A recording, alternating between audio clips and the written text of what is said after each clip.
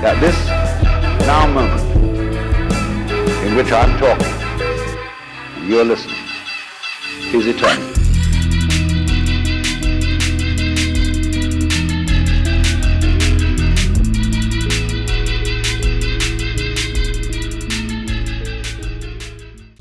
Hello, namaste, brothers and sisters. Hope you are having a glorious and magic-filled day. I come to you today with a vision. This vision is humanity's collective consciousness, right? And in my mind's eye, we stand at a doorway. Behind us is the old world, the age of separation, an age in which the few ruled and siphoned the energy of the many through various systems of control, money, government, religion. This system is all based upon dividing us, dividing the common man. How do they divide us? Talking skin color, sexual orientation, monetary status, religion, states and countries, gender, politics. How could I forget politics? What this is based upon is turning our prana, our intuitive knowing, that this system does not serve humanity, does not serve Mother Gaia, and humanity is the living soil, so there's that yin-yang there, but what this is based upon is turning that intuitive knowing towards other people. If you get people divided on two wings and convince them that it's the other wing's fault, like they're the reason that this system is corrupt and that the world is in shambles, then you have successfully turned them against one another and continued the rule of the system of subservience. Two wings of a bird with the same flight plan. Because as long as we keep buying back into the system, expecting change to come from within the system, we have successfully granted them and given them our prana. Now, when you look at revolutionary movements in the past, all across the world, civil rights movement comes to mind, while their intentions, they had the capability to affect great change. Where they went wrong, in my eyes, was that they put their goals into the system instead of rallying and uniting on a common human level to look creatively outside of what was already in place. Like in the civil rights movement, if those people continued to look for change, didn't settle with some laws being passed, there's no telling the world we could live in today. And this isn't just the civil rights movement, I'm talking any sort of movement. Problem is, people settle and they assume that there has to be a system, there has to be some sort of authority outside of ourselves. And that is what allows the system to continue. There is no higher authority than ourselves. Legality is a distraction from morality. An obedient person does what they are told, no matter what is right, and a moral person does what is right, no matter what they are told. What I am getting at is that these man-made laws, the programming that we are fed from the time we enter public school is just follow the rules. Just listen to authority. If you do what authority tells you, you will be rewarded. If you evacuate yourself to the machine, you don't think for yourself, you just follow these rules, we are taught that that will somehow reward us. And we get into another similar element of programming with the Santa Claus myth. Think about when you were a child, you found out that Santa Claus wasn't real, and you realized that everyone around you in your family, in school, We're all lying to you. We're all convincing you of an illusion. For what? For what reason? Right? As soon as you find that out, something clicks in our inner child, and we realize that this world is not the divinity that it is meant to be. And then we are expected to continue this lie, not because it is right, but because everybody else is already doing it. Do you see what I'm getting at? This can then contribute to feelings of apathy toward perpetual states of war that we find ourselves in. Oh, well, everybody else is just accepting that this is the current reality, so I guess I must then too. Not to mention the materialistic programming.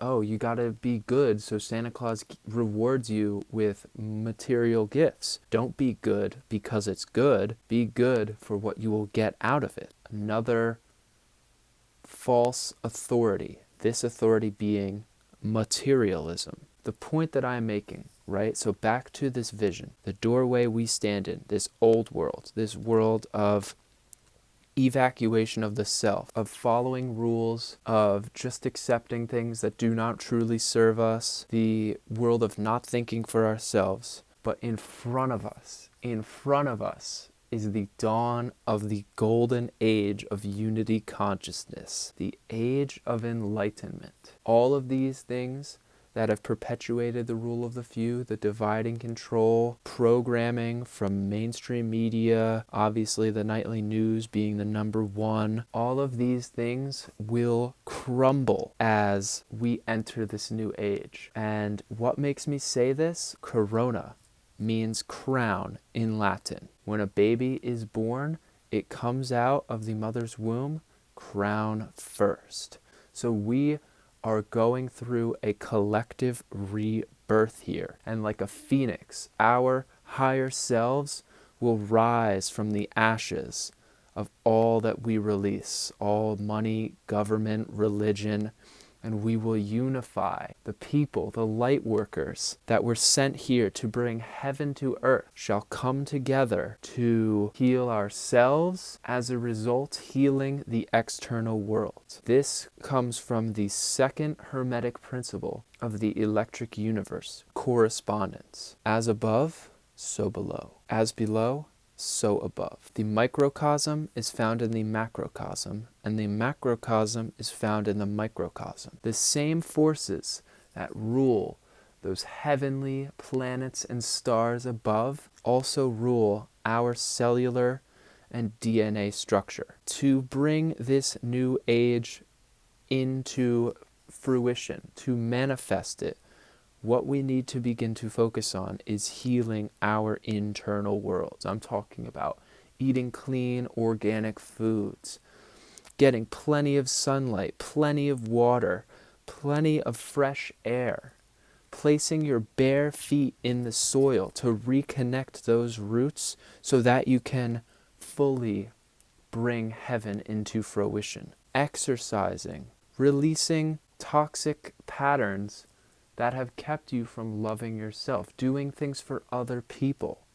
As we focus this love and energy on our internal world, that will mirror in the external. Our frequency and our intention creates our reality. So we need not worry or focus on what the system does. We only need to focus on what we are doing. What we are doing to bring heaven to earth. Now, you may be saying to yourself, I'm just one person. I'm an insignificant grain of sand in an ever-expanding universe. What I do doesn't matter. And I'm going to stop you right then and there, because you are the living soil. You are a multidimensional, heavenly, limitless light being that chose to come to this plane for divine purpose. The number one way that this system stays in place is through the common people following its rules. If there are no rule followers, there is no way for the few to rule the many. If we reclaim our sovereignty of self, and unite, begin to come together. I'm not talking about come together on like some sort of government socialism type thing. I'm talking about reclaiming our prana from any form of authority outside of ourselves. Once we are all thinking for ourselves, acting solely for ourselves, not depending on these systems for survival, they have no power. They only have power if we give it to them. And we all know deep down that this system does not serve internal or external. So the moment we start doing what is moral, what is right, no matter what we are told, we stop following these rules just because some external authority says we should. That is when we take those steps through the doorway into unity consciousness. We have to be a light for those who have lost the will to burn. There is no better time than the present moment. The gift of life, the present, the eternal realm of now. The time will never be just right, so waiting is an endless cycle. It is an excuse to live in comfort, to live in ignorance. It's not going to be easy, but the things worth doing never are. And this does not mean that we have to make change like that. No. We take small, tiny little steps. We start healing ourselves. We start questioning those that have ruled the age of separation. We spread this light little by little. These seeds of light we plant around us will fruit. They will. We just have to focus on aligning that our internal and the frequency of our choice, not the choice of the system, but ourselves' choice. How would I recommend doing this? Detox from all media.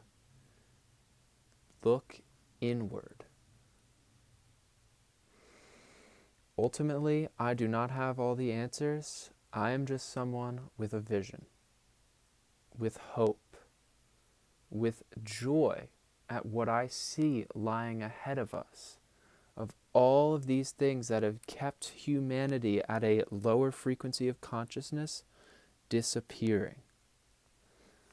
The more and more we awaken, the more desperate the few will become.